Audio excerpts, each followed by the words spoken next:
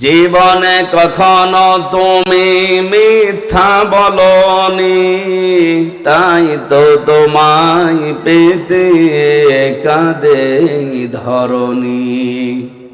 তোমারই মতো নেতা পেলেও গো ফুটতো সুখেরই গোলাপ চামেলি বকুল।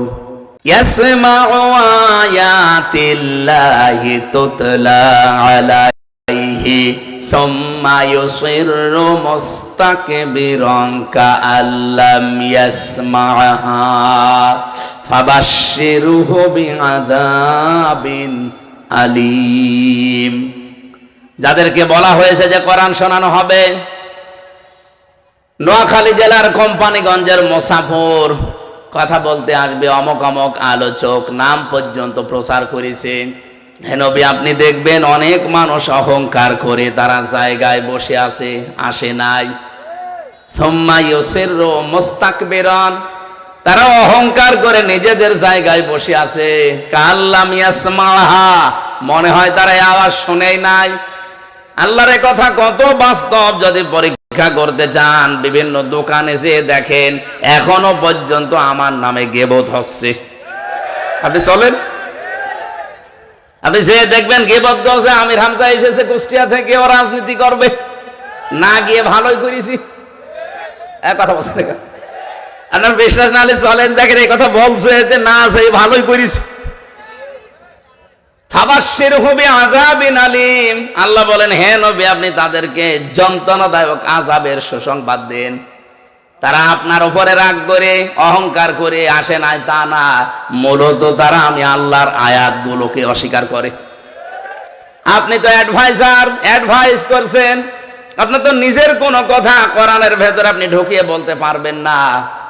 আপনার কাজ শুধু প্রচার করে দেওয়া। যে মানুষগুলো আসে নাই, ওরা কেন আসে না জানেন?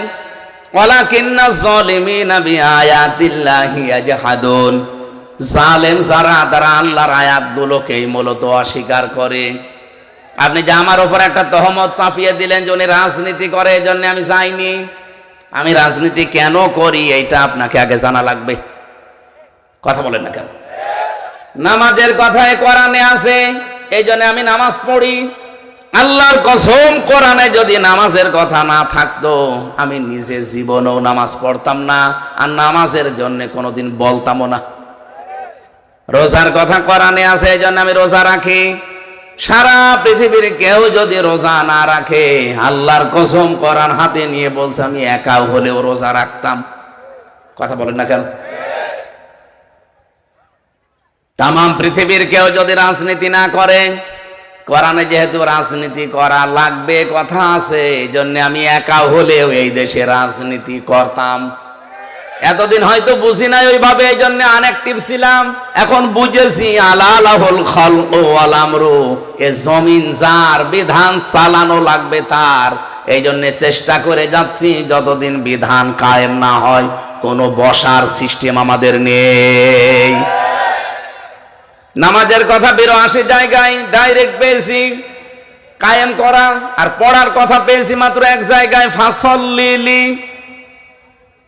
রোজার কথা মাত্র এক জায়গায় পেয়েছি, হজের কথা এক জায়গায় পেয়েছি। এই পৃথিবী চলবে আল্লাহর বিধান দিয়ে, কথা কোরআনে ডাইরেক্ট ইনডাইরেক্ট পেয়েছি ৯১৮ জায়গায়। এই জন্য কেউ যদি নোয়াখালীতে কোরআন দিয়ে রাজনীতি না করেন, রাজনৈতিক কোরআনের কথা কেউ যদি না শুনতে চান, আমি একা হলেও বকবক করব। কথা বলেন না কেন? আমার ভাইরা যারা আসেন নাই, সুতরাং তারা কি তহমত দিলেন? এই যে রাগ করে নিজেদের জায়গায় যারা অহংকার নিয়ে বসে আছেন, মনে হয় যে আপনি শুনতেই পাননি, অথচ আপনি শুনেছেন। ৩ দিন ধরে বলেছে এরা মাইকিং করছে, পোস্টারিং করেছে, ১৫-২০ কিলোমিটার ছড়িয়ে দিয়েছে পোস্টার। এমনকি এই পোস্টার আমি কুষ্টিয়া থেকে পেয়েছি ইন্টারনেটে। এত দূর পর্যন্ত পৌঁছিয়েছে। এখানে আসলে এরকম ময়দান ৫টা লাগতো, আসলেন না আপনি কোন অহংকারে, কোন সোতানাতার সামনে, কোন ইস্যু তৈরি করে আসলেন না? কি জবাব দেবেন বলেন তো আল্লাহর সামনে? হ্যাঁ, আমি এসেছি বলার জন্য যা জানি ইনশাআল্লাহ ওই আয়াতের উপরে বেসিস করে বলবো। তা আপনি আসলেন না, যা করে আপনি কিন্তু ভালো করেননি। সুতরাং এখনো যাদের কানে আওয়াজ যাচ্ছে, ওই যে আসতেছে, আসেন আসেন, এরা মনে হয় এই ওয়াজ শুনে চলে আসতেছে। আলহামদুলিল্লাহ। নবীজি কোরআন শুধু আপনাদের সামনে না, মানুষের সামনে না, আল্লাহ পাক বলেন আমি জিনদের একটা দলকে আকৃষ্ট করে দিয়েছিলাম নবীর কণ্ঠে কোরআন শুনতে। ওয়াইদ সরফনা ইলাইকা নাফারুম মিনাল জিন্নি ইয়াস্তামিউনাল কুরআন ফালাম্মা হাদারুহু ক্বালু আনসিতু ফালাম্মা কুদিয়া ওয়াল্লাউ ইলা কওমিহিম মুনযিরিন। বলেন আল্লাহু আকবার। স্মরণ করেন ওই সময়ের কথা, এটা সূরা আহকাফের 29 নম্বর আয়াতে আছে। যখন আমি আল্লাহ নিজে, এখানে সরফ না, ফাইল আল্লাহ নিজে কর্তা, আমি আল্লাহ নিজে অনুগত করে দিয়েছি, আকৃষ্ট করে দিয়েছি। আমি আল্লাহ নিজে আকৃষ্ট করে দিলাম জিনদের একটা দলকে আপনার কাছে বা আপনার দিকে। ইস্তামিউনাল কোরআন, তারা কোরআন শুনছিল। ফালাম্মা হাদারুহু, যখন উপস্থিত হয়েছে আপনার সামনে, ক্বালু আনসিতু, তারা একে অন্যকে বলা বলে আরম্ভ করেছে চুপ করো। কারণ কোরআন আরম্ভ হলে চুপ থাকা এবং শোনা দুইটাই ফরজ। কথা বলে না কেন? সুতরাং আপনারা চুপ আছেন, এই চুপ আছেন আপনারা? জিনরা বলছে ক্বালু আনসিতু, চুপ করেন সবাই, কোরআন তেলাওয়াত আরম্ভ হয়েছে, চুপ। ফালাম্মা কুদিয়া ওয়াল্লাউ ইলা কওমিহিম মুনযিরিন, অতঃপর যখন শেষ হয়ে গেল তেলাওয়াত, ওরা তখন ফিরে গেল নিজের জাতির লোকদের কাছে সতর্ককারী রূপে। নবীজি বলেন এই কোরআন আমি যখন জিনদের সামনে পড়ছিলাম, তেলাওয়াত শেষ হওয়ার পরে জিনেরা বলে উঠেছে ফাকালু ইন্না সামি'না কুরআনান আজাবা, আমরা আশ্চর্য কোরআন শুনেছি। এ কথা বলছে কারা আপনি জানেন? যাদের বয়স ১৫০০ বছর, ২০০০ বছর, ৫০০০ বছর, এইরকম জিনরা এই কথাগুলো শোনার পরে যারা তাওরাত শুনেছে, জাবুর শুনেছে, ইনজিল শুনেছে, হযরতে দাউদ নবীর কণ্ঠে ইনজিল শুনলে পাখি পর্যন্ত ওড়া বন্ধ করে দিত, নদীর মাছ পর্যন্ত চলে আসতো ডাঙ্গায়। সেই জিনেরা ইনজিল শরীফ, তাওরাত, এমনকি জাবুর শুনেছে যারা, তারা কোরআন নবীর মুখে শুনিয়া আশ্চর্য বোধ করেছে। আমার বলার বিষয় এইটা না, শুধু জিনেরা আশ্চর্য হয়ে গেছে তা না, তারা বলছে ইয়াহদি ইলার রুশদি ফামান্না বি ওয়ালান নুশরিকা বিরাব্বিনা আহাদা। আমরা কোরআন শোনার পরে কোরআন আমাদেরকে পথ দেখিয়ে দিয়েছে হেদায়েতের, আমরা ঈমান এনে ফেলেছি, ঈমান আনবো না, ঈমান এনেছি। ফাআমান্না বি, আমরা অলরেডি ঈমান এনে ফেলেছি। এমন ঈমান আনলাম যে ঝড় আসলে আমাদের ঈমান লিভে যাবে, নষ্ট হয়ে যাবে তা না। ওয়ালান নুশরিকা বিরাব্বিনা আহাদা। নুশরিকা মোজারে, বর্তমান ভবিষ্যৎ, প্রেজেন্ট ফিউচার, এর আগে লাম দিয়েছে। জিনেরা বলছে জীবনে কোনো দিন এই আল্লাহর সাথে আর শরীক করছি না, করব না। বলেন আল্লাহু আকবার। নোয়াখালীবাসী শিক্ষিত মানুষ আপনারা বলেন তো, জিনেরা কোরআন শুনেছিল কয়দিন? মাত্র কয়েক মিনিট। কয়েক মিনিট কোরআনে কারিম শোনার পরে তাদের হেদায়েতের পথ কোরআন দেখিয়ে দিয়েছে, তারা ঈমান এনেছে এবং সিদ্ধান্ত নিয়েছে জীবনে কোনোদিন আল্লাহর সাথে শিরিক করব না। আর আমরা সে জন্মের পর থেকে কোরআন শুনছি, আমাদের আজ পর্যন্ত হেদায়েতের পথ কোরআন আমাদের দেখিয়ে দিল না, তার মানে কোরআন থেকে হেদায়েত আমরা নিতে পারিনি। এখনো আমরা ঈমান যা এনেছি, ঈমানের ভেতরে এখনো বেদাত, এখনো শিরিক ভরপুর। কথা বলেন ঠিক কিনা? অথচ যে রজব মাসের আজকে ২৪ তারিখ, আর মাত্র ৩ দিন পরে এই ধলির ধরা থেকে বিশ্বনবীকে আল্লাহ নিয়ে গিয়েছিলেন তার কাছে। প্রথম আসমান, দ্বিতীয় আসমান, তৃতীয় আসমান শেষ করে করে একেবারে আরশ মহল্লা। 27 বছরের একটা সফর, 27টা বছর আল্লাহ পাক তাকে সফর করিয়েছেন। লিনুরিয়াহু মিন আয়াতিনা, যত নিদর্শন দেখানোর আল্লাহ সব তাকে দেখিয়েছেন। আল্লাহ রাব্বুল আলামিন বলেন, 3টা জিনিস আমার নবীকে আমি ওই দিন হাদিয়া দিয়েছি, আর 14টা জিনিস এই 27 বছরে বসিয়ে বসিয়ে শিখিয়েছি। অশান্ত পৃথিবীকে শান্ত করার জন্য 3টা হাদিয়া খুব দরকার, আর ওই 14টা কর্মসূচি অ্যাপ্লাই করা খুবই জরুরি। বাংলাদেশ যেহেতু এখন অশান্ত করার অনেকে চেষ্টায় আছে, এবং এখনো আমরা শান্তিতে নেই, আছি? আরো জোরে বলেন। 2 দিন আগে আমার কুষ্টিয়ার জেলা স্কুলের সামনে দিনের বেলা আমার সামনে একজনকে কুপিয়ে মেরে ফেললো, সঙ্গে সঙ্গে শেষ। ওই দিন ঢাকাতেও একটা মেরেছে কুপিয়ে। কি অবস্থা বলেন তো? কুষ্টিয়া থেকে এ পর্যন্ত 450 কিলো আসতে আমার 7 বার রাস্তায় দাঁড় করিয়েছে। অথচ বাইরের দেশগুলোতে এই দেশের চাইতে প্রায় 7 ডবল, 10 ডবল, 30 ডবল, 50 ডবল দেশে আমি গেছি। এত বড় বড় বিশাল দেশে আমি সফর করে দেখেছি। মালয়েশিয়া বাংলাদেশের চাইতে প্রায় 5 ডবল বড়। এদেশের এই মাথা থেকে ও মাথা মাত্র 1150 কিলোমিটার। মালয়েশিয়া এক একটা প্রদেশের চাইতে বড়। আমি প্রতিদিন প্রায় 1500 কিলো, 2000 কিলো রান করতাম প্রতিদিন। রাত নেই, দিন নেই, কোনো ভয় নেই আমাদের ভেতরে। ড্রাইভার আমারে বলছে, ঘুমিয়ে যান, রাত 2টা বাজে, সামনে কেউ আসবে না আল্লাহ ছাড়া। অথচ 150 কিলোমিটার পরে কিছু বাড়ি ঘর, কিছু দোকান পাওয়া যায়। মরুভূমি, পাথর, পাহাড় আর পাম গাছ। সৌদি আরব বাংলাদেশের চাইতে 14 ডবল বড়।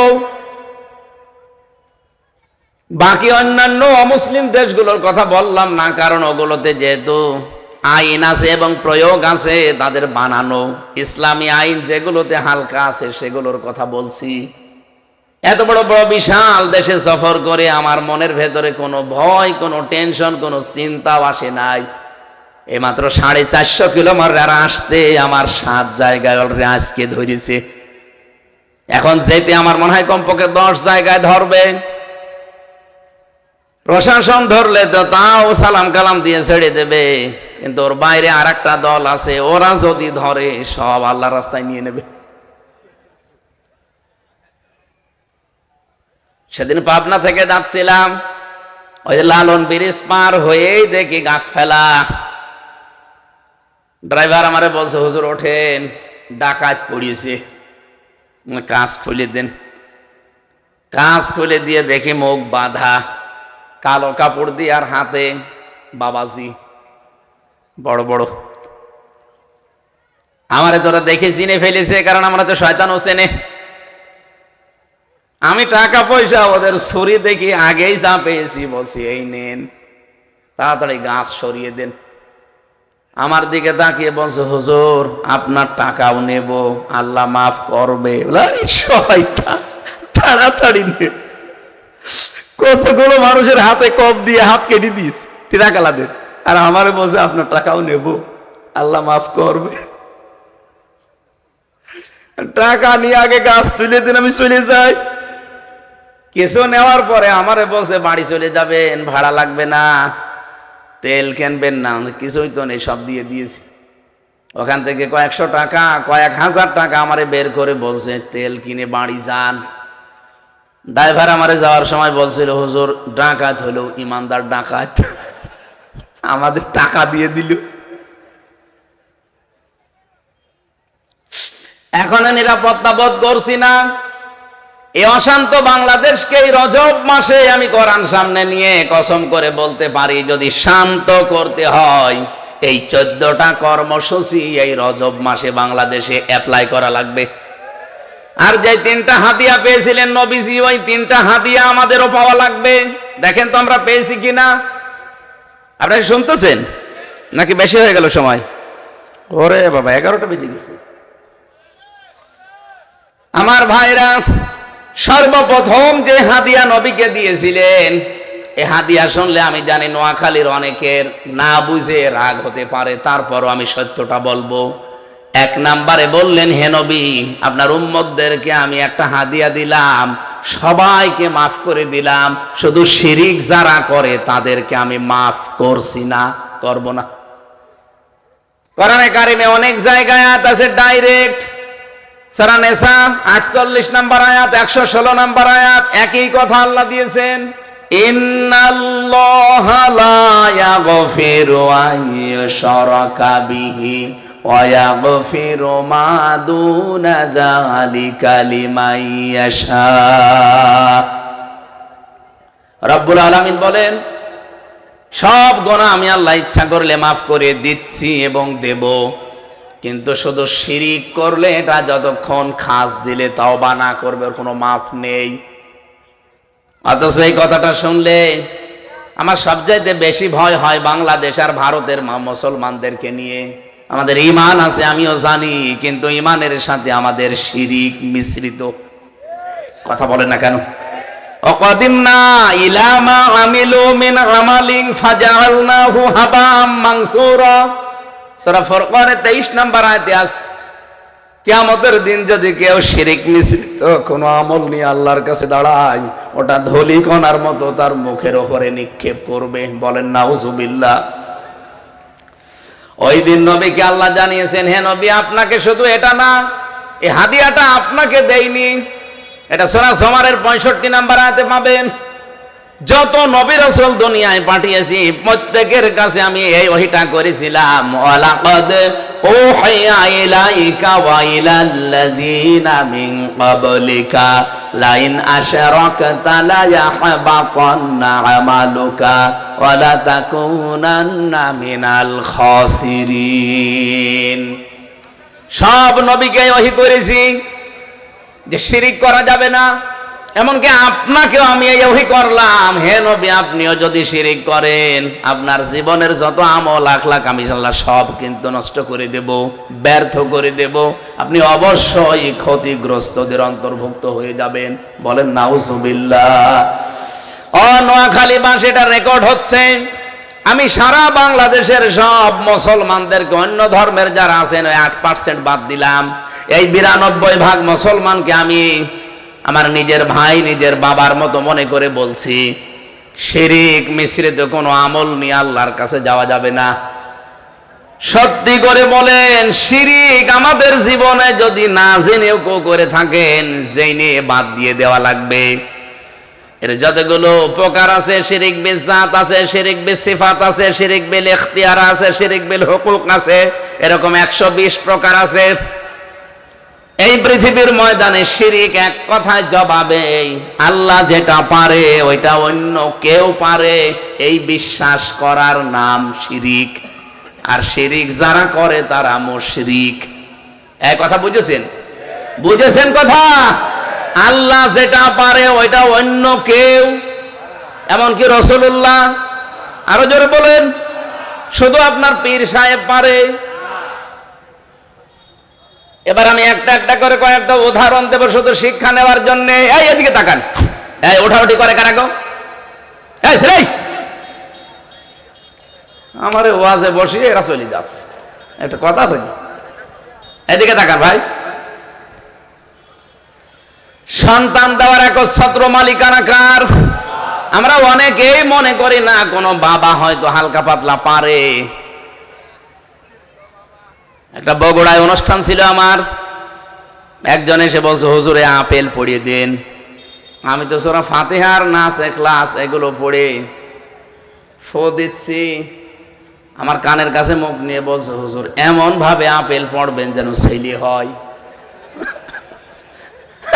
আপেল ফেলে দিলাম। আমার বসে আপেল কই? ফেলে দিস কেন? আরে ভাই, আপেল পড়া দিয়ে যদি ছেলে হয় তাহলে আমার ম্যাডামের 3টা মেয়ে হইতো না। ম্যাডামরা শুধু আপেল খাওয়াতাম পড়ে পড়ে। কি বিশ্বাস লোকটার! দেখে যে আমি যখন সূরা ফাতিহা শেষ করে সূরা ফালাক আর নাস পড়ছি, আমার কানে কানে মুখ নিয়ে আস্তে আস্তে বলছে যে আমার মেয়ে আছে তো ছেলে নেই, যেন এমন ভাবে পড়বেন যেন ছেলে হয়। তাহলে মনে ওর বিশ্বাস আমার এই আপেল পড়ার উপরে, আল্লাহর উপরে না।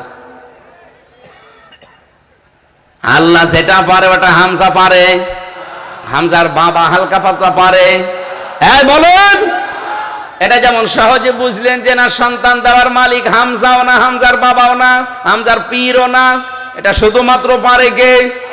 এমনকি ছেলেকে মেয়ে বানাতে পারে কে? এ সিদ্ধান্ত যেহেতু পেটের ভেতরে আল্লাহ দেয়, ওয়াল্লাযী ইউসাউবিরুকুম ফিল আরহামি কাইফা ইয়াশা, তিনি সে আল্লাহ যিনি মায়ের রেহেমের ভেতরে তোমাদের আকার তৈরি করেন। এটা ছেলে হবে না মেয়ে হবে এই সিদ্ধান্ত শুধুমাত্র দেয় পীর সাহেব। আরো জোরে বলেন। ভাইরা, আমি বারবার এই কথা রিপিট করছি এই কারণে, এটা যেমন সহজে বুঝে ফেলেছেন যে পৃথিবীতে ছেলে মেয়ে কেউ দিতে পারে। আরো জোরে বলেন। এবার আসল কথা এসেছি। আমি যে বলছিলাম অনেকের মন খারাপ হতে পারে হয়তো না বুঝে, প্রিন্সিপালের মতো, অধ্যক্ষ সাহেবের মতো বুঝলে আপনিও রাগ করবেন না। এখানে যদি একজন কানাকেও জিজ্ঞাসা করেন, একজন পাগলকেও জিজ্ঞাসা করেন যে আসমান জমিন বানিয়েছে, কেউ পাগলও বলবে আল্লাহ। কথা বলছে না কেন? আবু জেহেলকে জিজ্ঞাসা করা হয়েছিল আসমান জমিন কে বানিয়েছে? ওয়ালা ইন সাআলতাহুম মান খালাকাস সামাওয়াতি ওয়াল আরদা লা ইয়াকুলুনাল্লাহ। হে নবী, ওদেরকে জিজ্ঞাসা করেন আসমান জমিন কে বানিয়েছে, ওরা গ্যারান্টি দিয়ে বলবে লামে তাকিদ নুনে সাকিলা, অবশ্যই আল্লাহ বানিয়েছে। তাহলে কাফেররাও স্বীকার করবে আসমান জমিন বানিয়েছে কে? আরো জোরে। আল্লাহ এতটুকু শেষ করে দেননি যে একটা কিছুক্ষণ আগে আপনাদের শুনিয়েছি, আলা লাহুল খালকু ওয়াল আমরু, এই জমিন বানিয়েছে যিনি, বিধান চলবে তার। সুতরাং আল্লাহর এই বানানো জমিনে আল্লাহর বিধান বাদ দিয়ে অন্যের বিধান যারা এই জমিনে কায়েম করতে চাচ্ছেন, আপনি আল্লাহর আইনের সাথে শিরিক করছেন, আপনি মুশরিক, আপনার কোনো মাপ নেই। আপনার জানা যায় কোটি কোটি কোটি কোটি মানুষ হতে পারে, তাম পৃথিবীর মানুষ এসে আপনার জানাজায় হাজির হতে পারে, কিন্তু আপনি মুশরিক। এ জমিন যার, তার আইন বাদ দিয়ে অন্যের আইন যারা এখানে কায়েম করতে চান, আপনি আল্লাহর আইনের সাথে শিরিক করছেন। শিরিক করলে মানুষ যেহেতু মুশরিক হয়ে যায়। আর হাদিয়া যে 3টা দিয়েছেন, তার প্রথম হাদিয়া নবী আপনি উম্মতদেরকে বলবেন আমি কিন্তু মুশরিকদেরকে মাফ করব। এত বড় বাংলা কথা বলার পরেও যদি কারো রাগ হয়, ওই আফসারির মতো কুকুরে পোশাক করেছে বিবেকের উপরে। এতে বাংলা বলার আমার আর কায়দা নেই। বলেন তো স্যার, এর সাথে কি বলবো আর? এত বড় সহজ ভাষায় বলছে যে আল্লাহর আইনের বাইরে অন্য কোন আইন আপনি কায়েম করতে চাবেন, আপনি মুশরিক। কারণ আপনি আল্লাহর আইনের সাথে শিরিক করছেন। আল্লাহ যেটা পারে ওটা অন্য কেউ পারে না। কারণ আইন তৈরি করতে পৃথিবীর কাউকে আল্লাহ অনুমতি দেয়নি। ইয়াকুলুনা হাল্লানা মিনাল আমরি মিন শাইইন কুল ইন্নাল আমরা কুল্লাহু লিল্লাহ। সূরা আলে ইমরান 4 নম্বর পারা 9 নম্বর পৃষ্ঠা 3 নম্বর লাইনের, এটা 54 নম্বর আয়াতের মাঝের অংশে আছে। যান এবার দেখে বাড়ি যেয়ে মিলান, আপনি কি আসলে মুসলমান আছেন না মুশরিক হয়ে মরছেন? আপনি এবার ভেবে চিন্তে দেখেন। এরকম উদাহরণ আমি 120টা দিতে পারতাম, 2টা বললাম। আল্লাহ যেটা পারে ওইটা অন্য কেউ পারে, এই বিশ্বাস করলে সে শিরিক করে, আর শিরিক করলে মানুষ মুশরিক হয়ে যায়। খুব ভালোবাসি নোয়াখালীর মানুষদেরকে ফিরে আসেন। আপনি হয়তো না বুঝে এই কাজগুলো করছেন, এরপরও যদি ফিরে আসতে না চান, আমি তো আর দারোগা পুলিশ না যে পিটিয়ে হেদায়েত করব। 2 নম্বরে নবীজিকে আল্লাহ দিয়েছিলেন হাদিয়া 50 ওয়াক্ত নামাজ। কত? বিশ্বনবী 50 ওয়াক্ত নামাজ পেয়ে খুব খুশি। উনি আসছিলেন বারবার। মুসা নবীর সাথে ষষ্ঠ আসমানে দেখা হয় আর ফিরিয়ে দেয়। 9 বার ফেরত দিয়েছে। 5 নং 45 ওয়াক্ত নামাজ শেষ, আর 5 ওয়াক্ত আছে। ডাক দিয়ে বললেন, হে নবী, আপনার চাইতে আমার অভিজ্ঞতা বেশি আছে, কারণ আমি দুনিয়ার জীবন পার করে এসেছি। আপনি আবার ফেরত যান, দেখেন আরো 2 ওয়াক্ত কমানো যায় কিনা। বিশ্ব নবী বলেন না আল্লাহ দিতে চায় আর আপনি বারবার আমারে পাঠান, আমার লজ্জা করছে। রব্বুল আলামিন নবীকে জানিয়েছেন মা ইউবাদদালুল কওলু লাদাইয়া ওয়া মা আনা বিযাল্লামিল লিল আবিদ। সূরা কফের 29 নম্বর আয়াতে আছে, 26 নম্বর পারা 18 নম্বর পৃষ্ঠা 9 নম্বর লাইনে আছে, হে নবী আমি যেটা সিদ্ধান্ত নিয়ে ফেলেছি তোর আগে তার এই দোয়া কবুল হয়নি। জবাব দিলেন না? আল্লাহ তাকে মাফ করে এমন রাজ ক্ষমতা দিয়েছিলেন কিয়ামত পর্যন্ত ওরকম ক্ষমতা আল্লাহর কাউকে দেবে না। জিন পর্যন্ত তার অনুগত ছিল, পাখির ভাষা তিনি বুঝতেন, পিপিলিকার ভাষা পর্যন্ত তিনি বুঝতেন, বাতাস পর্যন্ত তার কথা শুনত। এরকম ক্ষমতা কেউ পৃথিবীতে এখন পেয়েছে? পাওয়ার সম্ভাবনা আছে। এবার আমার প্রশ্ন, এই এদিকে তাকান। কোন দিকে তাকিয়ে আছেন আপনি? এদিকে তাকান। সুলাইমান নবী সহ যত নবীর দোয়া কোরআন থেকে আমি পড়েছি বুঝেছি। আমার প্রশ্ন আপনার কাছে, সুলাইমান নবী এই যে রাজ ক্ষমতা চেয়েছিলেন দুনিয়া ভোগ করার জন্যে, এত আসতে বললি হযরতে সুলাইমান এই পৃথিবীতে রাষ্ট্র ক্ষমতা চেয়েছিলেন আল্লাহর কাছে বেশি বেশি বিয়ে করার জন্য? কেন? একটাবারও চিন্তা করেন না, খালি খতম করে চলে গেলে হবে? এ দোয়ায় তিনি বললেন আমাকে রাজ ক্ষমতা দান করো, এই কারণেই তিনি চেয়েছিলেন। আমি তাফসিরে পড়েছি, ব্যাখ্যায় লেখা আছে সুলাইমান নবী দেখলেন আমি দাওয়াতি কাজ করি, আল্লাহর বিধানের কথা বলি, কিন্তু মানুষকে মানাতে পারি না। এটা মানাতে হলে রাজ ক্ষমতা লাগবে। আল্লাহর কসম, একামতে দিন এই দেশে যারা প্রতিষ্ঠা করতে চায়, যারা মন থেকে এটা চায়, এই মানুষগুলো বেশি বিয়ে করবে এই ধান্দা না, দুনিয়া কামাই করবে এই ধান্দাও না, বেশি বেশি ক্ষমতা দেখাবে এই ধান্দাও নেই। আমাদের একটাই ধান্দা, এ দুনিয়ায় যা প্রচার করি এটা আবার আমরা মানাতে চাই। এটা মানাতে হলে রাষ্ট্রীয় ক্ষমতা দরকার নাই, সম্ভব না। বাধার এই প্রাচীরগুলো তৈরি করা লাগবে আইন পাশ করার মাধ্যমে। এই জন্য ইসলাম ক্ষমতায় গেলে যে 4টা কাজ করবে তার শেষের 2টা, আল্লাযীনা ইম্মাক্কান্নাহুম ফিল আরদি আকামুস সালাহ ওয়া আতাবুজ যাকাতা ওয়া আমারু বিল মা'রুফি ওয়া নাহাউ আনিল মুনকার। ভালো কাজ আমরা আইন পাশ করে জারি করব, অন্যায় কাজ আইন পাশ করে বন্ধ করে দেব। এই জন্য আমাদের পুরাটা জীবনই ইবাদত। জোরে বলেন সুবহানাল্লাহ। আমি যদি একামতে দিন এই দেশে কায়েম করার জন্য কারো সাথে হাসি মুখে কথা বলি, ওইটাও আমার ইবাদত। কি কথা বলেন না কেন? আমি যে সফর করে এসেছি এই 350 কিলোমিটার, এটাও আমার ইবাদত। 350 কিলো না, 450 কিলো। এখান থেকে কুষ্টিয়া সেই সকাল 11টায় বের হয়ে এখানে রাত 9টায় পৌঁছালাম। এই পুরা সফরটা আমার ইবাদত মনে করেই করেছি, কারণ আমি এই দেশে দিন কায়েমের জন্য এটাকে মাধ্যম মনে করলাম। অনেকে বলে যে, প্রশ্ন করে যে আপনাদের কাজও চা ওদের কাজও তা না, জীবনও না। যারা এই দেশে মানুষের তৈরি করা আইন কায়েম করতে চায়, সূরা নেসার 75 নম্বর আয়াতে আছে, 5 নম্বর পারা 9 নম্বর পৃষ্ঠা 2 নম্বর লাইনে আছে, ওয়াল্লাযীনা কাফারু ইউকাতিলুনা ফি সাবিলিত তাগুত। যারা কাফের তারাও লড়াই সংগ্রাম করে, তারাও মিছিল মিটিং করে, তারাও দল করে, তারাও এরকম অনুষ্ঠান করে, কিন্তু তারা তাগুতের রাস্তায়, শয়তানের রাস্তায় করে। আর শয়তানের রাস্তায় হচ্ছে মানুষের তৈরি করা আইন কানুন জমিনে প্রতিষ্ঠিত করার জন্য কাজ করা। কিন্তু আমাদের ঈমান যাদের আছে, আমরাও এই কাজগুলোই হাতে নিয়েছি, আমরাও এগুলোই করি, কিন্তু রাস্তাটা ভিন্ন। আল্লাযীনা আমানু ইয়াকাতিলুনা ফি সাবিলিল্লাহ। আল্লাহ বলেন যারা ঈমান এনেছে এই মানুষগুলো লড়াই সংগ্রাম করবে, এরাও মিছিল মিটিং করবে, এরাও দল করবে, এরাও ভোট করবে, কিন্তু এদের রাস্তা হবে আল্লাহর রাস্তায়। প্রশ্ন আসতে পারে ভোট শব্দটা কোথায়, কোনো জায়গায় তো পাওয়া যায় না। হ্যাঁ পাওয়া যায়, আপনি পাননি তাই। সূরা নিসার 58 নম্বর আয়াতটা দেখবেন বাড়িতে, 5 নাম্বার পারার 6 নাম্বার পৃষ্ঠা 5 নাম্বার লাইনে আছে, ইন্নাল্লাহা ইয়া'মুরুকুম আন তুআদ্দুল আমানাতি ইলা আহলিহা।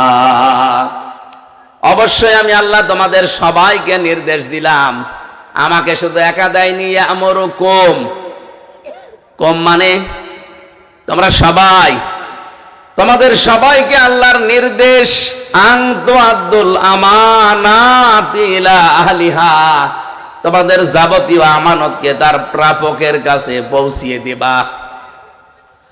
এখানে এটা মারেফুল কোরআন তাফসিরে পাবেন, আল্লামা শফি রহমতুল্লাহ আলাইহি তাফসির করতে গিয়ে এই আমানাত বহু বচনের ব্যাখ্যায় তিনি 5টি অর্থ লিখেছেন। এখানে আমানত মানে আপনার কাছে যেটা রেখে গেছে এইটা ফেরত দেওয়া, সে টাকা হোক, পয়সা হোক, কোন সম্পদ হোক, এমনকি আপনি রায় দেন, ভোট দেন, সাক্ষী দেন, এইটাও আমানত। এমনকি আপনার কাছে যে কথা বললাম যে এটা বাইরে বলবেন না, এইটাও আমানত। তাহলে ভোট যদি আমানত না হয়, ওখানে ভয়কার ট বাংলায় লেখা আছে, আপনি তাফসিরটা নিয়ে আসেন। এ কথা শুনলে অনেকে বলে হ্যাঁ গণতন্ত্র। আরে ভাই, এই দেশে ইসলাম এখন কায়েম করার জন্য যতগুলো পদ্ধতি আছে, এই পদ্ধতি ছাড়া কোনোটা এখন অ্যাপ্লাই করা সম্ভব না। আফগানিস্তানের মতো আমাদের দেশে কত পাহাড় আছে, আপনি লুকিয়ে থাকবেন কোথায়? তাদের 40 বছর রাশিয়া আমেরিকা মিলে বম্বিং করে কিছুই করতে পারেনি। আমাদের তো 40 বছর লাগবে না, 40 সেকেন্ডে তামা বানিয়ে ফেলবে। আবেগ নিয়ে চললেই হবে পাগলদের মতো, বাস্তবতা বোঝেন। বাংলাদেশ জামাত ইসলামী খুলনা থেকে কৃষ্ণ নন্দী নামে এক ভদ্রলোক হিন্দু, তাকে নমিনেশন দিয়েছে। এর জন্য তোলপাড় চলছে সারা দেশে। অনেক নামধারী মুসলমান যারা পেশাব করে পানি নেয় না, তারা পর্যন্ত ফতোয়াবাজি করছে, হ্যাঁ ইসলাম কায়েম করতে চায়, আর হিন্দুরে নমিনেশন দিয়েছে। বাস্তবতা বোঝেন আপনি? দাদা বাবুরা এতদিন বিশ্বের মোড়লদেরকে এই দেশ নিয়ে দেখাতো যে মুসলমানদের হাতে হিন্দুরা নিরাপদ না, এদেরকে কোনো অধিকার দেওয়া হয় না। এখন দেখেন ওদের একজনকে নমিনেশন দিয়ে ওদের মুখ সব তালাবদ্ধ হয়ে গেছে। এখন আর বিশ্বের মোড়লদের কাছে মত না, কি আন্দাজে মিথ্যা কথা বলো? ওরা তো নিজেরা হিন্দুদেরকে নমিনেশন দিয়ে সামনে নিয়ে এসেছে। সবচাইতে বড় বিষয়, এ দেশে 92% আমরা মুসলমান, 8% অন্যান্য ধর্মের লোকরা আছে, তার ভেতরে 6.5% প্রায় হিন্দু। যে তারা যেই বিশাল জনগোষ্ঠী এই দেশে বাস করে, তাদের একজন প্রতিনিধি লাগবে না সংসদে, একজন কথা বলার লোক লাগবে না। খুলনার দাকব থেকে যে লোকটাকে দিল, ওই জায়গায় 100 জনের প্রায় 52%-এরও উপরে হিন্দু। সেখানে মুসলমান দিলে জীবনে পাশও করবে না, কারণ জাতি ভাইয়ের একটা টান থাকে না। এই লোকটা তাদের ধর্মীয় কথাবার্তা গুলো, তাদের ধর্ম সম্পর্কে সংসদে যদি নাই বলে তাদের অধিকারের, তো ওখানে তার আমি ওইভাবে বলতে পারবো না, কারণ 12 মাসে 13 পূজা, 33 কোটি দেবতা, ও ছাতা তো আমি নামও জানি না, আমি বলবো কি করি? 33 কোটি দেবতা আপনি নাম জানেন? জীবনে তো আপনাকে বলতে বললে পারবে। এই জন্যে বাস্তবতা নিয়ে কাজ করা লাগবে। যারা এই ভোট শব্দটা শোনার পরে উল্টাপাল্টা মন্তব্য করেন, আমি তার কারণে কমিয়েছি। আমি তো 50 ওয়াক্তই দিয়েছিলাম। হ্যাঁ, আপনাকে আমি খুশির সংবাদ দিলাম, এই 5 ওয়াক্ত নামাজও যদি আপনার উম্মতেরা সময় মতো এবং হক আদায় করে পড়তে পারে, 50 ওয়াক্ত নামাজের সওয়াব আমি দিয়ে দেব। হ্যাঁ, সুবহানাল্লাহ, আন্দাজে পড়েন না। এখানে কথা আছে, 2টা শর্ত দিলেন আল্লাহ। 1 নম্বরে যদি সময় মতো, 2 নম্বরে হক আদায় করে। এজন্য নামাজের ভেতরে সময় মেনটেন করা লাগবে। যখন তখন নামাজ পড়লে আপনার নামাজ হবে না। ইন্নাস সালাতা কানাত আলাল মুমিনিনা কিতাবাম মাওকুতা, অবশ্যই নামাজ আমি নির্ধারিত সময় মুমিনদের উপরে লিখে দিয়েছি। 2 নম্বরের শর্ত কি? হক আদায় করে নামাজ পড়বে আপনার উম্মত যদি, তাহলে 50 ওয়াক্ত নামাজের সওয়াব হবে। হক আদায় করার অর্থ 3টা। 1 নম্বরে নামাজে যেটা পড়বেন ওটা যেন শুদ্ধ হয়। এখানে হাজারো মুসলমান, আমরা নোয়াখালীর কথা বাদ দিলাম, এটা আমাদের কুষ্টিয়া, মেহেরপুর, চুয়াডাঙ্গায় আমি জানি বহু মানুষ নামাজ পড়ে, নামাজের তেলাওয়াত কিন্তু আয়াতগুলো শুদ্ধ না। কুমিল্লা, নোয়াখালী এগুলোর ব্যাপার আলাদা, এগুলো কোরআনের চর্চা একটু বেশি হয়। আলহামদুলিল্লাহ, আল্লাহ আপনাদের কবুল করেন। দ্বিতীয় নম্বরে, শুদ্ধ করে পড়লেই হবে না, এটাকে আপনি যতটুকু পড়েন অতটুকু বোঝা লাগবে, তাহলে হক আদায় হবে আপনার। এখানে 100 জনের আমার মনে হয় এই জায়গায় ফেল হয়ে যাবে প্রায় 95 জন। যা পড়ে নামাজে ওই পরিমাণে মানুষ বোঝে। আরো জোরে বলেন না। আল্লাযীনা হুম আন সালাতিহিম সাহুন, যে মানুষগুলো নামাজ পড়ার পরও ধ্বংস হয়ে যাবে তারা যারা সাহুন, যারা নামাজ সম্পর্কে উদাসীন। এই সাহুনের ব্যাখ্যায় ফি জিলালিল কোরআন লিখেছেন এই 3টা বিষয়। 1 নম্বরে, নামাজ পড়বেন যা ওইটা যেন শুদ্ধ হয়। 2 নম্বরে, নামাজের ভেতরে যা পড়বেন ওটা যেন আপনি বাস্তবে বুঝে দুনিয়ায় আমল করতে পারেন। 3 নম্বরে, নামাজ আপনি যেখানে পড়বেন, যার পেছনে পড়বেন, ওই লোকটা যেন আপনার চাইতে অন্তত কিছু না কিছু ভালো হয়। এই হাদিস তো আজকে আমি আসার সময় পড়ছিলাম, তিরমিজি শরীফের হাদিস। এখানে আমরা স্টেজে মনে করেন 20 জন মানুষ আছে, এখন নামাজের সময় হয়ে গেছে। নামাজ আপনি কাকে সামনে দেবেন ইমামতি করার জন্য? এখানে সব জায়গায় যিনি বয়স্ক আছে এবং নামাজের ব্যাপারে যার মাসলা মাসাইল বেশি জানা আছে, এমনকি যার ভেতরে আল্লাহর তাকওয়া ভয় বেশি, সুন্নাতের পাবন্দি বেশি, সর্বোপরি যার বউ সুন্দরী। আপনি হাসতেছেন কোন কারণে? আমি কি বানালাম স্যার? বউ সুন্দরী হওয়া লাগবে, যার সবচাইতে বেশি বউ সুন্দর তারে আপনি দেবেন 4 নাম্বার শর্ত এটা। প্রশ্ন আসতে পারে আমাদের সবার এখানে বয়স সমান সমান, ঠিক আছে, তাহলে কি করা যাবে? তাহলে নামাজের ব্যাপারে এলেম আছে কার বেশি? সবারই সমান। 3 নাম্বারে, এখানে আল্লাহর ভয় মানে সুন্নাতের পাবন্দি এখানে সবচাইতে বেশি করে কে? সবাই সমান। 4 নাম্বারে আপনি দেখবেন এখানে 20 জনের বউ সুন্দরী কার? নবীজি আন্দাজে কথা বলেননি, অবশ্যই এখানে কোনো হিকমত আছে। আমি ব্যাখ্যায় পড়ছিলাম যে বউ সুন্দরী এ কথা কেন বললেন, কারণ যে লোকটার বউ সুন্দরী হয় তার মন এদিকে ওদিকে ঝোঁকার সম্ভাবনা কম থাকে। আমাদের একটু সমস্যা আছে, আমাদের বউ সুন্দরী হোক আর যাই হোক ঝোঁকা লাগবেই। নবীজি বলেন আমার কাছে 3টা জিনিস প্রিয়, খুব ভালো লাগে। একটা সুগন্ধি, আর একটা নামাজ, আর একটা ইমরাতি, আমার স্ত্রী। আমাদের কাছেও নামাজ ভালো লাগে অনেকের, সুগন্ধিও ভালো লাগে, ইমরাতি আমাদের স্ত্রীও ভালো লাগে, কিন্তু নিজেরটা বাদ দিয়ে অন্যেরটা। কথা বলে না কেন? এই জন্য তো পরকীয়া প্রেম করে। নাকি নোয়াখালী এসব নেই? এই নোয়াখালী সেই জেলা না যেখানে 4 সন্তানের মাও? হ্যাঁ, ও থানাটা মনে হয় কি সুবর্ণচর না কোন থানা যেন। আমি একটা অনুষ্ঠান নিয়েছিলাম, ওখানে যেই গোষ্ঠীর লোকজন ওই কাজ করেছে তারা বলছে ওই হুজুর আসলে ওই হুজুরের খবর আছে। আমি কি মিথ্যা বলেছিলাম? আপনি কাজ করবেন উল্টা পাল্টা, আবার বলাও যাবে না। এই জন্যই তো ইসলামকে ক্ষমতায় নেওয়া দরকার। কত হাফ প্যান্ট পরা মানুষকে বাইরের দেশে আমি দেখেছি। থাইল্যান্ডে গিয়েছিলাম, কই সেখানে তো কেউ উল্টা পাল্টা নজরেও তাকাচ্ছে না। অনেকে বলে হুজুর জিনিস দেখলে মাথা ঠিক থাকে না। মাথাও ঠিক থাকবে, আপনিও ঠিক থাকবেন যদি আইন থাকে। এবার যদি ইসলাম, আল্লাহর কসম, যদি ইসলাম এবারে দেশে কায়েম হয়ে যায়, আপনি জেনা করার চিন্তা ভাবনা দূরের কথা, স্বপ্ন দোষ বন্ধ হয়ে যাবে।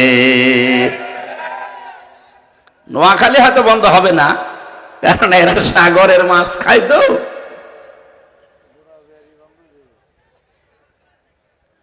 নোয়াখালীবাসী 3 নাম্বার যে শর্ত বললাম, আপনি যার পেছনে নামাজ আদায় করবেন এই লোকটা আপনি দেখে অবশ্যই ইমামতির জায়গায় দাঁড় করিয়েছেন। এই নোয়াখালী মুসাফর মসজিদের যাকে ইমাম নেওয়া হয় তার মাথা থেকে পা পর্যন্ত দেখা হয়। কথা বলে না কেন? এমনকি তার বউ পর্দায় থাকে কিনা তাও দেখা হয়। এত কিছু দেখে লোকটাকে আপনি ইমামতির জায়গায় দাঁড় করান, অথচ বাস্তবতা কি? ওই লোকটার হাতে কোনোদিন এই এলাকার মানুষেরা মসজিদের দান বাক্সর চাবিও দেয় না। আমাদের এলাকার কথা বলছি, দেয় না? এলাকায় দেয় না? দেয় না। মসজিদের দান বাক্সর চাবি থাকে ক্যাশিয়ারের কাছে। কয় টাকায় ওঠে? নাই 20,000 টাকায় উঠলো মাসে। সেই টাকাটা একটা বাক্সে তালা মারা, সেটার তালা চাবি রেখে দেয় ক্যাশিয়ার, ইমামের কাছে দেয় না। অথচ যেই লোকটা এবার এমপিতে দাঁড়াবে, তার কাছে কোটি কোটি টাকা বাজেট আসবে যদি সে পাশ করতে পারে। আমার তো মনে হয় এই দেশে এবার যারা এমপিতে দাঁড়াবে তাদের চরিত্র ইমাম সাহেবের চাইতে 100 গুণ ভালো হওয়া লাগবে। নামাজের এই 3 নাম্বার শিক্ষা যদি নিতে পারি আমরা, এই দেশে কোনো বেনামাজি, কোনো চরিত্রহীন মানুষ সংসদে যেতে পারবে। তবে নবীজির হাদিয়া তো গ্রহণ করলেন না। আল্লাহ নবী হাদিয়া নিয়ে এসেছিলেন। 5 ওয়াক্ত পড়লে 50 ওয়াক্ত নামাজের সওয়াব এমনি না, এই কারণে পাওয়া যাবে। আসেন না আমরা একটু বোঝার চেষ্টা করে নামাজটা আদায় করে। খালি লোক দেখানোর জন্য নামাজ পড়লেই হবে না। ফাসাল্লি লিরাব্বিকা ওয়ানহার, ফাসাল্লি আছে, এরপরে লিরাব্বিকা আছে। আল্লাহ বলেন নামাজ আদায় করো, এবং নামাজটা যেন আল্লাহর জন্য হয়। আল্লাহর জন্য কেউ যদি নামাজ আদায় করতে চায়, এই শর্তগুলো তার ভেতরে পাওয়া যাবে। শুদ্ধ করে পড়বে, যা পড়ে সে বুঝবে, এবং যা বোঝে ওই অনুযায়ী তার প্র্যাকটিক্যাল লাইফ চালাবে। 4 নাম্বারে যতটুকু নামাজের ভেতরে পড়বে, যার পেছনে ইমামটাকে সে যেন নির্বাচিত করে নেয়। আমাদের দেশে আমরা ইমাম নির্বাচিত করি ঠিক, কিন্তু শুধু নামাজের ইমাম, পরিবারের ইমাম লাগে, সমাজের ইমাম লাগে, রাষ্ট্রের ইমাম লাগে। এই ইমামগুলো আমরা নির্বাচনের সময় নামাজের এই হক আদায়ের শিক্ষাটা নেই না। এই জন্য আমাদের সমাজ পরিবর্তন হয় না। রজব মাসে এই হাদিয়া নবীকে আল্লাহ যা দিলেন, আমরা এভাবে হাদিয়া গ্রহণ করতে পারবো না। আরো জোরে বলেন। 3 নম্বরে হাদিয়া দিয়েছিলেন সূরা বাকারার শেষের 2টা আয়াত, যেটা আমরা একটা পড়লাম। আমানার রাসূলু বিমা উনজিলা ইলাইহি মির রাব্বিহি ওয়াল মুমিনুন।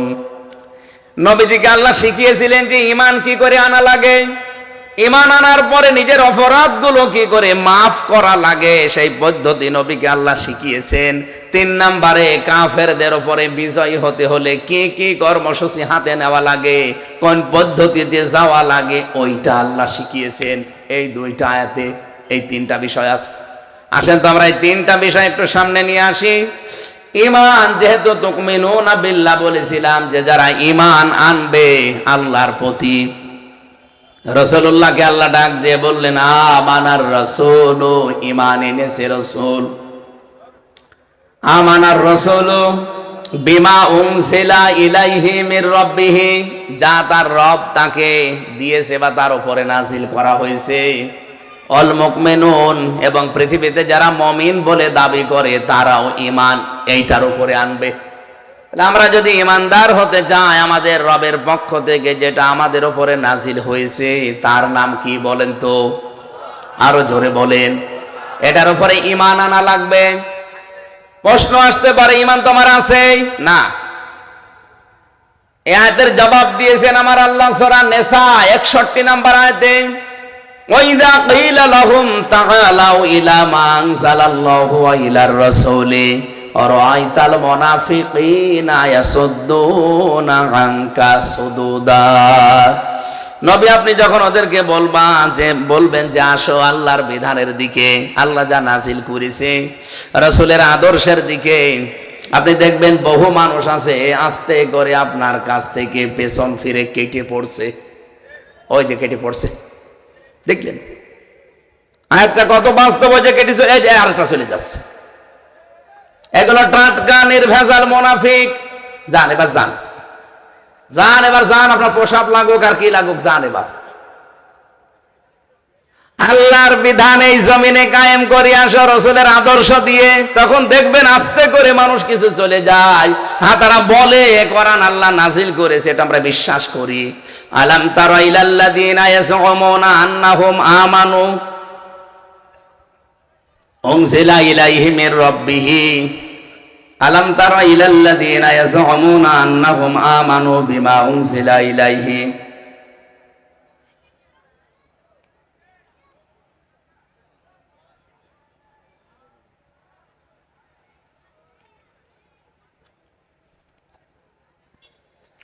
আলাম তারা ইলাল্লাযীনা ইয়াজউমুনা আন্নাহুম আমানু বিমা উনজিলা ইলাইকা ওয়া মা উনজিলা মিন ক্বাবলিকা ইউরিদুনা আইয়াতাহাকামু ইলাত তাগুত ওয়া ক্বাদ উমিরু আইয়াকফুরু বিহি।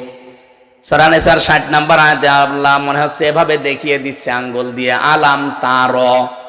তারা শব্দের শাব্দিক অর্থ চোখ দিয়ে দেখা, আর নাজারা মানে গবেষণা করে দেখা। আল্লাহ বলেন, হে নবী আপনি কে চোখ দিয়ে দেখতে পান ওই মানুষগুলোকে যারা বলে যে আল্লাহ নাজিল করেছে। হে নবী আপনার উপরে আপনার পূর্বে সব আমরা বিশ্বাস করি, আমরা বিশ্বাস করি, এ কথা বলার মতো মানুষ দেশে নেই। এই কথা বলেন এখানে, আপনি নিজের সাথে মিলান তো আয়াতটা। ইউরিদুনা আইয়াতাহাকামু ইলাত তাগুত, কিন্তু যখন তারা বিচার ফায়সালা চায়, এ জমিন কিভাবে চলবে, বিচার আচার কিভাবে চলবে, তখন হে নবী আপনি দেখবেন ওরা দৌড়িয়ে তাগুতের দিকে ছুটতেছে। তার মানে মানুষের তৈরি করা নিয়ম নীতির দিকে দৌড়িয়ে যাচ্ছে। আয়াতটা বললেই আমার মনে হয় বাংলাদেশের মানুষকে দেখে দেখে আল্লাহ এই মাত্র আর একবার নাজিল করলো, ওয়াকাদ উমিরু আইয়াকফুরু বিহি। অথচ তাদের নিষেধ করা হয়েছে যে তাগুতের অনুসরণ করা যাবে না। ওয়ায়ুরিদু শাইতানু, শয়তান চায় আইয়ুদিল্লাহুম দালালাম বাঈদা, তাদেরকে বিভ্রান্তির একেবারে নিম্ন গহ্বর পর্যন্ত পৌঁছিয়ে দিতে। নোয়াখালীবাসী কোরআনের আয়াতগুলো পড়লে যেহেতু মানুষের হেদায়েত পাওয়ার সম্ভাবনা বেশি, এজন্য কোরআনের আয়াত দিয়ে আপনাদেরকে এই কথাগুলো শোনালাম। মুসলমান আমরা দাবি করছি, আমিও জানি, ঈমান আমাদেরও আছে, আল্লাহ যা নাজিল করেছে এটা আমিও মানি, আপনিও বিশ্বাস করেন। কিন্তু যখন বলা হয় যে নাজিলকৃত বিধান দিয়ে আসেন আমাদের পরিবার, সমাজ, রাষ্ট্র, আদালত এগুলো চালায়, তখন নবী আপনি দেখতে পাবেন কিছু মানুষ আপনার আল্লাহর বিধান বাদ দিয়ে মানুষের তৈরি করা বিধানের দিকে দৌড়াচ্ছে। এতে যে নামেই দৌড়াক, ওটা কাফের, ওটা মুনাফিক। ওটা কি? এদেশে আবার মুনাফিক আছে কিনা আপনি বলেন? কিভাবে ঈমান আনবেন আল্লাহ সে পদ্ধতি নবীকে, নবীর মাধ্যমে ওই দিন শিখিয়েছেন আমাদেরকে। কুল্লুন আমানা বিল্লাহি ওয়া মালাইকাতিহি ওয়া কুতুবিহি ওয়া রুসুলি। তারা সবাই ঈমান এনেছে আল্লাহর প্রতি, ফেরেশতাদের প্রতি, কিতাবের প্রতি, রাসূলদের প্রতি। আল্লাহ রাসূলি না দিয়ে রুসুলি দিলেন কেন? এই রুসুলি শব্দের শাব্দিক অর্থের ভেতরে তাফসিরে পড়তে পেয়েছি, এটা তাফসিরে ফিসির আলিল কোরআনে আছে, সাজ্জাদ কুতুব দিয়েছেন। হযরতে মুসা আলাইহিস সালাম, ঈসা আলাইহিস সালামের মতো নবী এত বড় পাওয়ারফুল, তথ্যটা পাবেন সূরা আলে ইমরান 3 নাম্বার পারা 19 নাম্বার পৃষ্ঠার 9 নাম্বার লাইনের 81 নাম্বার আয়াতে আছে। আমি দলিলগুলো লম্বা করছি না, শুধু আয়াত বলে দিলাম। ওয়াইদা খাযাল্লাহু মিসাকান নাবিয়্যিনা লামা আতাইতুকুম মিন ক্বাবলু ইলা আখিরি আয়াত। আয়াতের মাঝে একটা শব্দ আছে, সেই শব্দের ব্যাখ্যা করার জন্য আমি পড়লাম ক্বালু আকরারনা, তারা সবাই বলেছে আমরা স্বীকার করলাম শেষ নবী যে একজন আসবে, তার পরিচয় তিনি আল্লাহ কোরআনে কারিমের ভেতরে, ইনজিলের ভেতরে, তাওরাতের ভেতরে, জাব্বুরের ভেতরে দিয়েছিলেন। ওনারা সবাই স্বীকার করেছে, নবীকে আল্লাহ এটা শোনাচ্ছেন। ওয়াইদ আখাযাল্লাহ, স্মরণ করেন ওই সময়ের কথা, আল্লাহ যখন অঙ্গীকার নিয়েছিলেন এই নবীদের থেকে আপনার সম্পর্কে। হে নবী, ওরা সবাই স্বীকার করেছে যে হ্যাঁ আপনি শেষ নবী, আপনি শ্রেষ্ঠ নবী। এমনকি মুসা নবী, ঈসা নবী দুনিয়ায় যদি এখন আসে, আর কেউ যদি আল্লাহর নবী মুহাম্মদুর রাসূলুল্লাহর আদর্শ বাদ দিয়ে মুসা নবীর আদর্শ, ঈসা নবীর আদর্শ গ্রহণ করে চলে, এই আয়াতের ব্যাখ্যায় পড়েছি নবীজি বলেন ওই লোকটা জাহান্নামী। এত আসতে বলেন কোন কারণে? কি বুঝলেন এখান থেকে? কিছু বুঝে হ্যাঁ বললেন।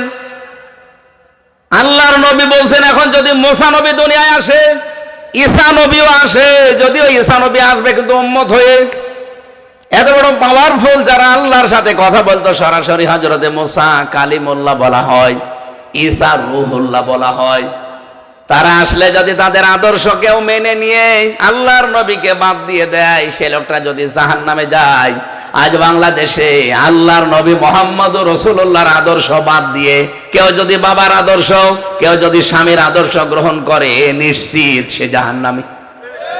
নিয়ে আসবেন কোন হুজুর, নিয়ে আসবেন, নিয়ে আসেন, যান।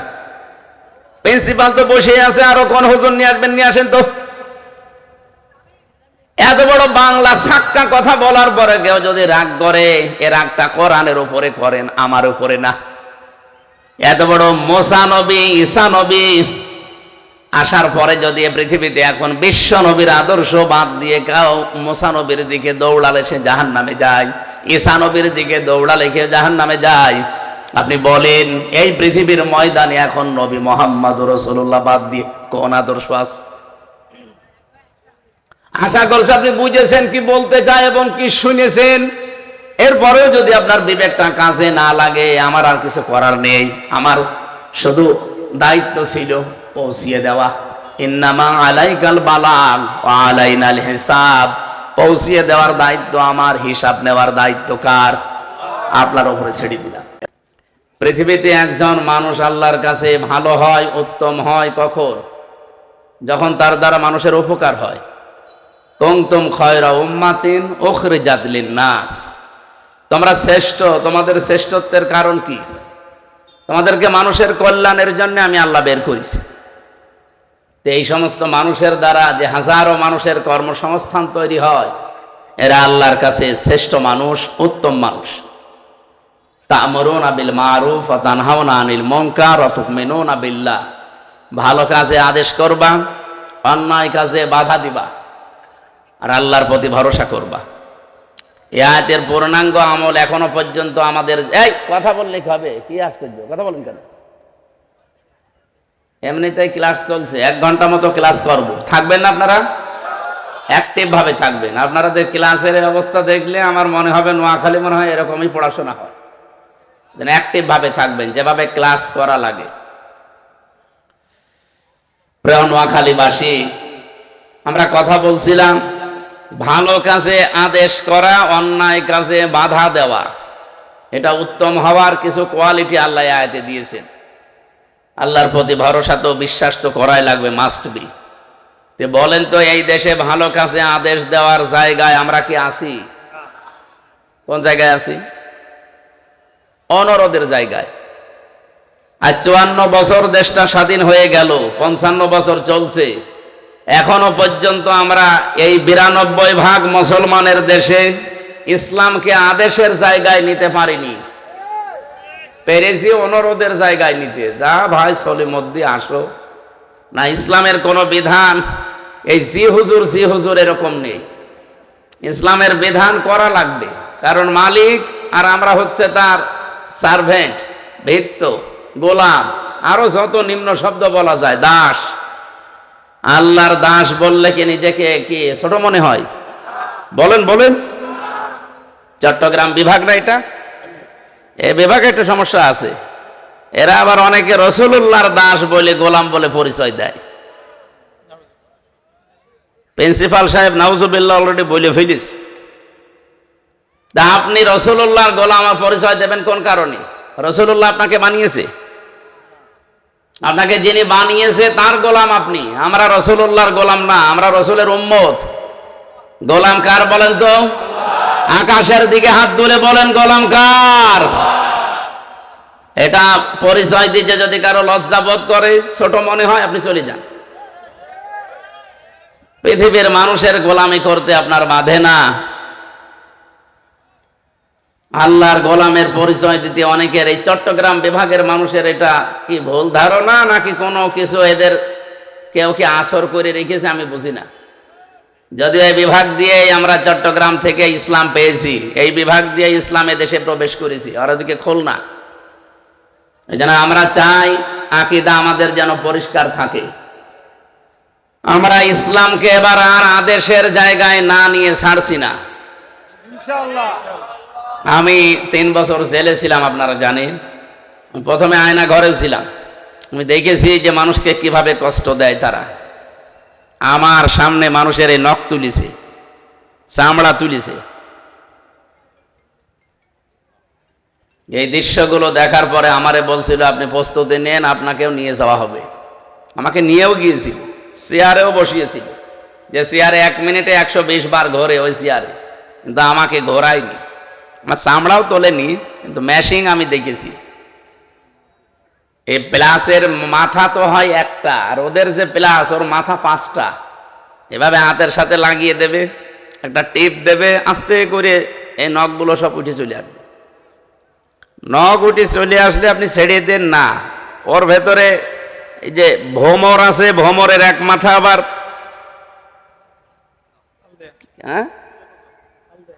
আল আল আল এই আল মতো করা আছে। ওই ভোমর ঢোকানোর পরে ভালোই ঢোকে, কিন্তু বের হওয়ার সময় ঝামেলা। হ্যাঁ, আপনাদের এলাকার ভাষা তো আমি একটু কম বুঝি। নোয়াখালীর একজনকে আমি হজে পেয়েছিলাম, এই কোম্পানিগঞ্জের। দাদারে দেখি দাদা লাফাচ্ছে। দাদা লাফান মানে? বলছে আমি বাংলাদেশে আর যাব না, এই দেশে আল্লাহর ঘর আছে, নবীর রওজা আছে, আমি এখানেই মরতুম। কিরকম একটা ভাষা বলেন আপনারা? মরুম। দাদা মরবেন? হ্যাঁ। আপনি এত কন্দন করেন যে আপনি আর বাংলাদেশে যাবেন না, এখানে মরতে চান, এত ভালো লেগেছে দেশ। হোটেলে নিয়ে গেলাম, যেখানে থাকি হোস্টেলে, খাবার খাওয়ালাম, নাস্তা মাস্তা দিয়ে, মুরব্বী মানুষ। শেষে বললাম দাদা ঝড় উঠেছে বাইরে, দেখেন সব চারিদিকে অন্ধকার হয়ে যাচ্ছে, আপনি প্রস্তুতি নেন, কারণ আপনাকে এখন বাইরে পাঠিয়ে দেব, আপনি মরে যাবেন, আপনার দোয়া কবুল হয়ে যাবে। আমারে বলছে মাওলানা এ দোয়া তো আমি এবছরের জন্য করিনি, আগামী বছরের জন্য। নোয়াখালী কোম্পানিগঞ্জের মানুষের নাম শুনলে আমার ওই দাদার কথা মনে হয়। আমি এখানে 18 সালে মনে হয় এসেছিলাম একবার, জেলে যাওয়ার আগে। ওই মুরব্বী, ওই যে মোসাফুরের যে মাদ্রাসা, ওখানে এসে দেখছি, বলছে হুজুর আসসালামু আলাইকুম। আরে দাদা আপনি এখনো মরেননি? না, আগামী বছর যদি যায় তখন। তার মানে ও আর যাবেও না, ও মরবেও না। এলাকার মানুষের ভাষা একটু আমি হালকা বুঝি তো। এই ভ্রমরের মতো একদিকে স্যার বলছিলেন যে আল দেওয়া আছে, হ্যাঁ ওই রকম আল আমি দেখেছি, এভাবে ঢোকায় ঠিক, কিন্তু বের হতে চাই না, গোশত নিয়ে বের হয়। এরপরও যদি ছেড়ে দেয় তাও তো বাঁচা যায়, ওর উপরে লবণ ছিটিয়ে দেয়। এই যে কন্দন আমি দেখেছি, রাতের পরে রাত এই লোকটা যন্ত্রণায় কাঁদছিল। এই জেলখানায় যাওয়ার আগে আমার গ্রামের বাড়ি কুষ্টিয়া, পাটিকা বাড়ি ইউনিয়নে আমার বাড়ি, 2 নম্বর ওয়ার্ডে। ওই জায়গায় একটা জেনার ঘটনা ঘটেছিল। এক মহিলার স্বামী থাকে বিদেশে, ওই এলাকায় একজনের সাথে লাইন করে কাজ করে ফেলেছে। 4 জন সাক্ষীও ছিল। গ্রামের লোকজন, মন্ডল মাতব্বার মডল যারা, তারে ধরে নিয়ে আসলো, বলছে হ্যাঁ এই কাজ করলে। মহিলা যদি একটু নরম হয়, যে একটু স্বীকার করে যে আমার ভুল হয়ে গেছে, না, ও বলছে করেছি তা হয়েছে কি, দরকার আরো করবো। তা আমি গ্রামে অনেকদিন পরে বাড়ি যাই, আমারে বলছে আপনি মুফতি ফতোয়া দেন। ফতোয়া তো আর আমার না, কোরআনের ফতোয়া হচ্ছে যদি বিবাহিত অবিবাহিতা, বিবাহিতা অবিবাহিতা যারা আছে তাদের কি শাস্তি, সেটা কোরআনে সূরা নূরের 2 থেকে 4 নম্বর আয়াত পর্যন্ত দেওয়া আছে। আছে না স্যার? এখন আমি খালি আয়াত পড়ে ফতোয়া দিলাম যে যেহেতু স্বীকার করছে, 4 জন সাক্ষী আছে, কিন্তু এই ফতোয়া কার্যকর করা যাবে না। কারণ এই মহিলারে যদি আপনি এই মাটি পর্যন্ত, বুক পর্যন্ত মাটির ভেতরে গেড়ি দিয়ে উপর থেকে পাথর মেরে মেরে ফেলেন, পরে কি বলে জানো? সঙ্গে সার। ওই মহিলার সঙ্গে সার করার আগে পুলিশ আমারে ধরে সঙ্গে সার করবে, বলবে হুজুর ফতোয়া দিয়েছিলেন ঠিক আছে, আপনি কার্যকর করার কথা বললেন কেন? এই দেশে কি ইসলামের আইন চলে যে আপনি ফতোয়া কার্যকর করতে বললেন? আমি কিছু বলতে পারতাম? বলেন বলেন। 6-7 দিন পরে আমার পুলিশ ধরে নিয়ে গেল একটা মামলা দিয়ে। 3 বছর জেল খেটে বের হলাম। বাড়িতে এসে দেখছি গ্রামের লোক 2 ভাগ। এক ভাগ ওই মহিলার সাথে থাকে, কারণ তার স্বামী আসে অনেক দিন পর পর। আর এক ভাগ আছে তারা নামাজ রোজা করে, আল্লাহ বিল্লাহ করে, ওরা ওই লাইনে নেই। আমি বাড়ি গেলাম, কথা বলবে তো, দেখা করবে না, কথাও বলে না, দেখাও করে না, সালাম দিলে জবাব দিতে চায় না। কি গো, গ্রামের দাদা সম্পর্কে চাচা, এলাকার মানুষ এরকম করে কেন? বললাম কি হয়েছে, আমার অপরাধটা কি? জেল খেটেও কি আপনাদের ভালো লাগে না?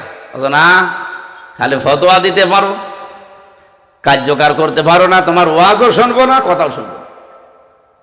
পাগলকে যদি বলা হয় যে নৌকা নাড়াবে না, ও বলে আমার মনে ছিল না। আপনি তো আমার এই লাইনে আসতে বাধ্য করলেন, আমি তো এই লাইনের লোক ছিলাম না। বলেন, আমি তো রাজনৈতিক ভাবে কোনো দলে অ্যাক্টিভ ছিলাম? আমি অবিখা, ওয়াজের বিনিময়ে খাদ্য, আমি ওয়াজ করে খেতাম। আর আপনারা এই লাইনে এখন রাগ ধরিয়ে নিয়ে আসলেন। এবার বাংলাদেশে শুধু ফতোয়া আমরা দেব না, ফতোয়া কার্যকর করে দেখাবো ইনশাআল্লাহ। আমার কথার অর্থ হয়তো বুঝে ফেলেছেন, বোঝেননি? সুতরাং এ দেশে এখন আর ফতোয়ার সামনে আমরা দেব না।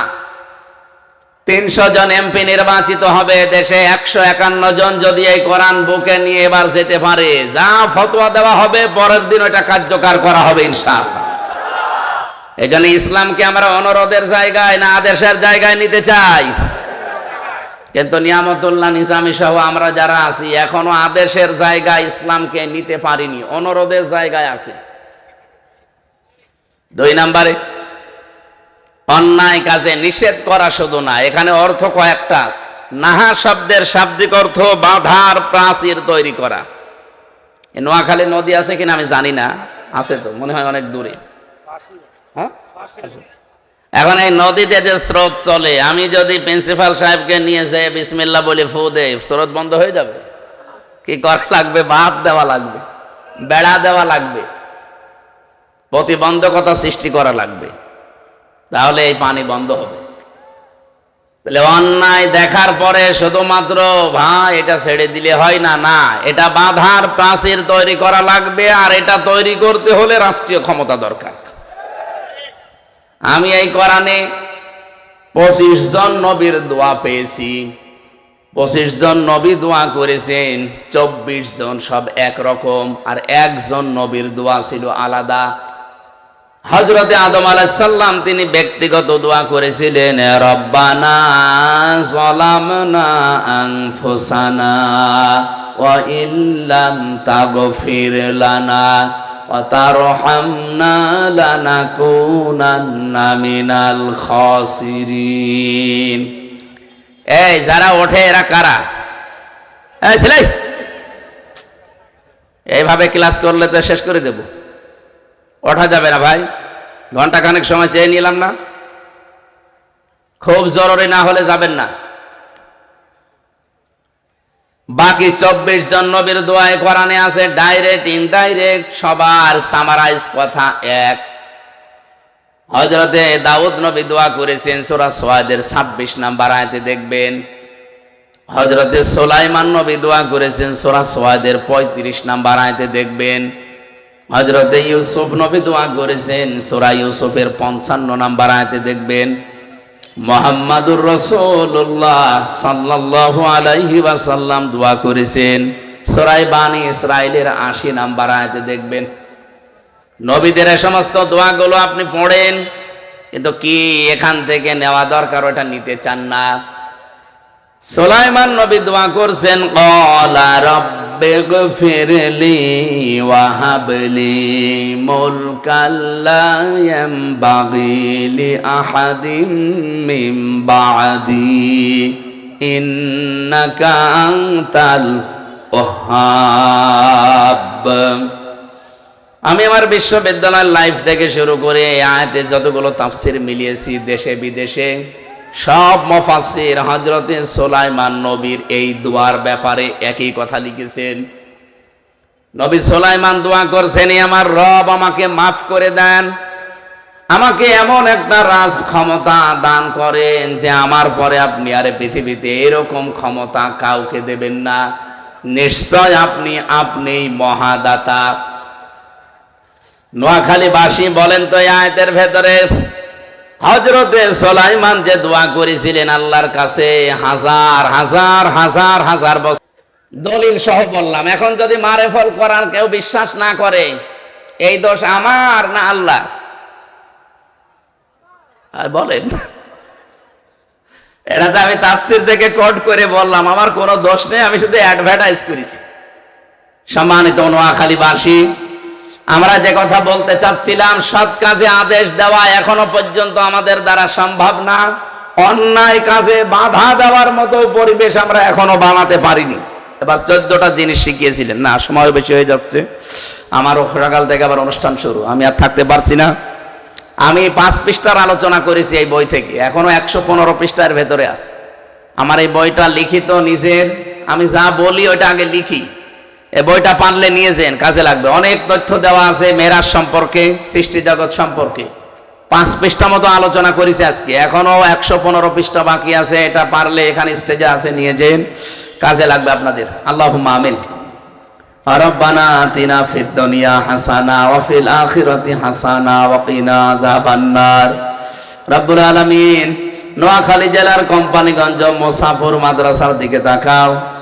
হাজার হাজার বান্দা বান্দি, চাতক পাখির মতো আমরা কোরআনে কারীম শুনছিলাম, বোঝার চেষ্টা করছিলাম। যতটুকুই বুঝেছি, আল্লাহ তুমি আমল করার তৌফিক দাও। 2 দিনের অনুষ্ঠানে যদি সওয়াব দয়া করে দিয়ে থাকো, কোটি কোটি করে বাড়িয়ে দাও। কিয়ামতে যিনি জান্নাতে নিয়ে যাবে, ওই নবীর রওজায় পৌঁছিয়ে দাও। পৃথিবীর মাটির নিচে যারা ঈমান নিয়ে ঘুমিয়ে আছে, আল্লাহ এদেরকে চিরতরে ক্ষমা করে দাও। এ মাহফিলের আয়োজন করেছে যারা, ব্যারিস্টার নুরউদ্দিন ভাই সহ যারা আঞ্জাম দিয়েছে এই ইদ্রিসিয়া মাদ্রাসা কর্তৃপক্ষ, প্রত্যেকটি মানুষদেরকে ওমরের মতো কবুল করে নাও। সম্মানিত সভাপতি হাজারুল আলমের উস্তাদ অধ্যক্ষ মাওলানা ফয়জুল্লাহ, তোমার আলিম বান্দাকে কবুল করো। আমাদের আজকের মেহমান অধ্যক্ষ বেলায়েত হোসেনকে কবুল করে নাও। যত যুবকের আজকের মাহফিলের জন্য শ্রম দিল, যুবকদেরকে হাসান হোসাইনের মতো মঞ্জুর করো।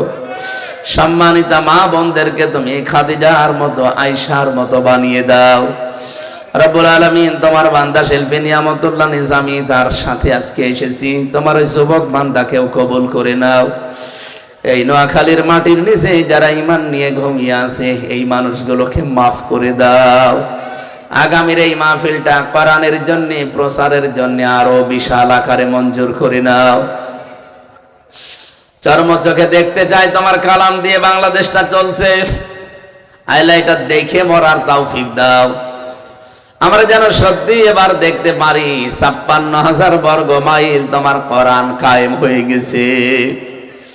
12 তারিখে নির্বাচন, 18 তারিখে রোজা। আল্লাহ তাআলা এবারের রমজান যেন আমরা কোরআনে কারিমের রাষ্ট্রে পালন করতে পারি, সেই সুযোগ করে দাও। বারাকাল্লাহু লানা ওয়া লাকুম ফিল কোরআনিল আযীম। জীবনের শেষ কথা যেন বের হয়, লা ইলাহা ইল্লাল্লাহু মুহাম্মাদুর রাসূলুল্লাহ।